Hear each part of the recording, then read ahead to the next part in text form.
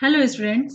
Excellent learning के videos में आपका स्वागत है। हम पढ़ रहे हैं असिस्टेंट प्रोफेसर की और आरएएस का जो एग्ज़ाम जनवरी में होने वाला है, तो उसमें हिस्ट्री के कुछ टॉपिक्स हम तैयार कर रहे हैं और बहुत ही संक्षिप्त, लेकिन हर एक पॉइंट जो है बहुत इम्पोर्टेंट है। आज हम पढ़ने जा रहे हैं हिस्ट्री का ये टॉपिक, जिसमें हमने टॉपिक लिया है रावल रतन सिंह का। रावल रतन सिंह के बारे में हम पढ़ेंगे, जिनका 1301 से लेकर के 1303 तक शासन रहा था। अब रावल रतन सिंह को पढ़ने से पहले थोड़ा सा हम बैकग्राउंड में चलते हैं कि ये कौन थे, कहाँ से आए थे।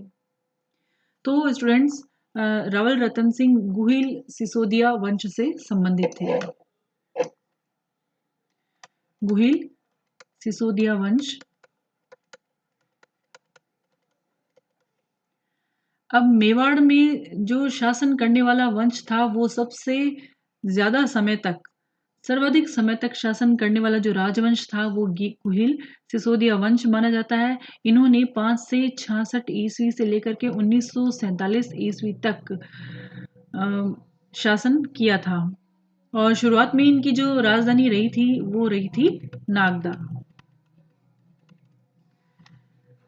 अब ये जो मेवाड़ के गुहिल सिसोदिया वंश है, इनका जो गुहिल वंश की जो नींव थी, वो रखी थी गुहिल आदित्य ने। गुहिल ने रखी थी 566 ईस्वी में, और उसके बाद में नाम आता है बप्पा रावल का। बप्पा रावल, जिन्हें हम काल भोज बप्पा रावल कहते हैं, लेकिन इनका जो मूल नाम है वो था काल भोज या मालभोज। हरित ऋषि के आशीर्वाद से इन्होंने मेवाड़ राज्य को प्राप्त किया था पुनः, और कैलाशपुरी में एक लिंग जी का मंदिर भी बप्पा रावल ने बनाया था। एक लिंग जी का मंदिर, और इसके पास में ही हरित ऋषि का आश्रम स्थित है। तो ये थोड़ा सा बैकग्राउंड हुआ है रतन सिंह को पढ़ने से पहले। और 1158 ईस्वी में रण सिंह जो थे, वो शासक बने थे। बाद में उनके दो पुत्र थे, एक था क्षेम सिंह और दूसरे राहप, जिनसे गुहिल की क्षेम सिंह से तो बनी थी रावल की शाखा, और राहप राहप से बनी थी सिसोदिया शाखा। सबसे पहले रावल की जो उपाधि धारण की थी, वो क्षेम सिंह ने ही करी थी। अब रावल जो शाखा थी, उसमें रण सिंह के बाद में, ये क्वेश्चन भी पूछे गए हैं, फैक्चुअल पॉइंट्स हम इस वीडियो में लेकर के आए हैं। तो रण सिंह के बाद में जो शासक बने थे, वो बने थे रावल शाखा में सामंत सिंह, उसके बाद में कुमार सिंह और उसके बाद में जेत्र सिंह, जिन्होंने इल्तुतमिश के साथ भूताला का युद्ध किया था और विजयी हुए थे। और उसके बाद में तेज सिंह, समर सिंह और समर सिंह के पुत्र रतन सिंह। तो ये इनके रावल जो शाखा थी, उसका क्रम रहा था। रण सिंह के बाद में सामंत सिंह आए थे, उसके बाद में कुमार सिंह, फिर जेत्र, फिर तेज, समर सिंह, रतन सिंह। रतन सिंह अंतिम रावल शासक थे गुहिल सिसोदिया वंश के। अब हम पढ़ते हैं रावल रतन सिंह के बारे में, क्योंकि हमारा जो मेन टॉपिक है वो आज का है रावल रतन सिंह। 1301 ईस्वी से 1303। समर सिंह के बाद में उनका पुत्र जो रतन सिंह है, वो राजगद्दी पर बैठे थे, और उन्होंने श्रीलंका, जिसे वर्तमान में हम कहते हैं, पहले उसे कहते थे सिंहल द्वीप। सिंहल द्वीप के जो राजा थे और गंधर्व सेन, उनकी पुत्री थी पद्मिनी से विवाह किया था। अब इस चीज का उल्लेख हमें कहां से मिलता है, ये बात हमें पता चलती है मलिक मोहम्मद जायसी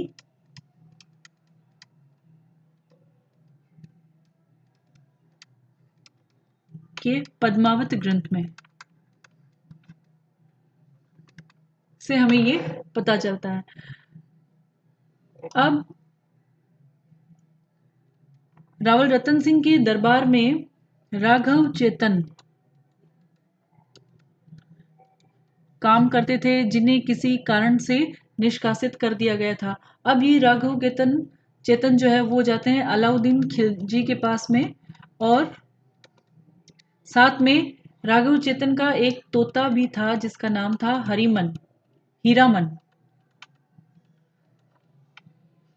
अब ये अलाउद्दीन खिलजी के पास में जाते हैं और रानी पद्मिनी के सौंदर्य का वर्णन करते हैं, जिसे सुनकर उसे पाने के लिए लालायित हो जाते हैं और चित्तौड़ पर 1303 ईस्वी में आक्रमण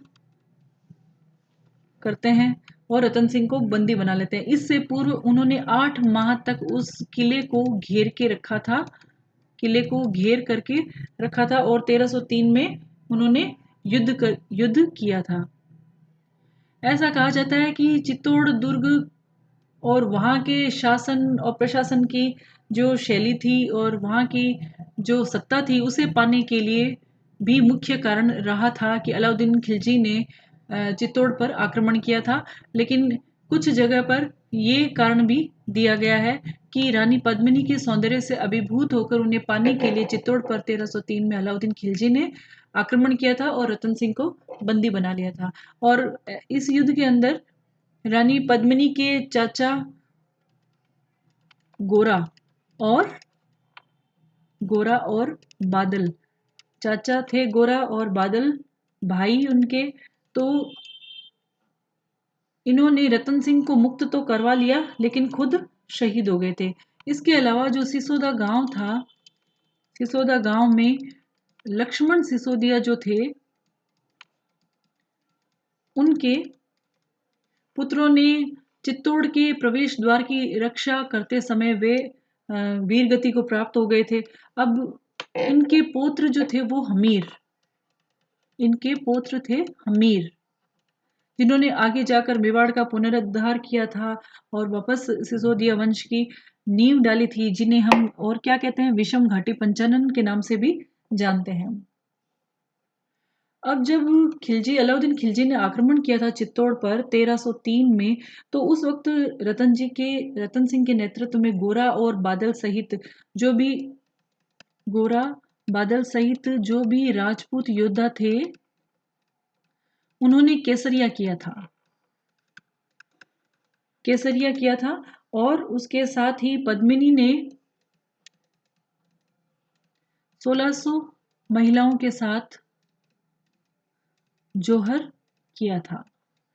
अब केसरिया का मतलब ये होता है कि सभी लोग जो है, चाहे वो सैनिक हो चाहे वो आमजन हो, वो केसरिया पगड़ी पहन करके निकल जाते हैं कि करो या मरो की स्थिति में उनकी स्थिति होती है। और जो महिलाएं होती है, जब उन्हें लगता है कि अब युद्ध नहीं जीता जा सकता है, तो उस स्थिति में केसरिया और जौहर किया जाता है और इन दोनों को मिला करके हम कहते हैं साका। और जो महिलाएं थी वो पद्मिनी के साथ लगभग 1600 महिलाओं ने अग्निकुंड में कूद करके जौहर किया था अपनी अस्मिता की रक्षा के लिए। तो यह चित्तौड़ का पहला साका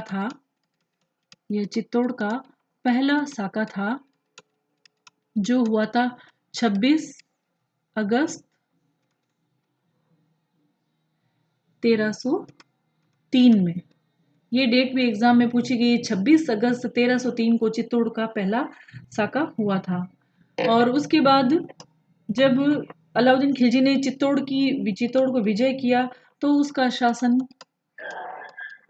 जो है अपने पुत्र खिज्र खां के नाम से खिजराबाद रख दिया। वहां का उस जगह का नाम खिजराबाद रख दिया। और वहां का जो शासन था वो मालदेव चौहान, जिसे मालदेव मूछाला के नाम से भी जाना जाता है, को सौंप दिया। अब ये जो युद्ध हो रहा था, यहाँ का एक प्रमुख इंपॉर्टेंट फैक्ट ये भी है कि इस युद्ध के दौरान अलाउद्दीन खिलजी के साथ में एक प्रसिद्ध इतिहासकार भी साथ में थे, वो थे अमीर खुसरो। अमीर खुसरो ने जो किताब लिखी थी, जिस किताब के अंदर इस युद्ध का वर्णन है, वो है खजाइन उल फुतूह।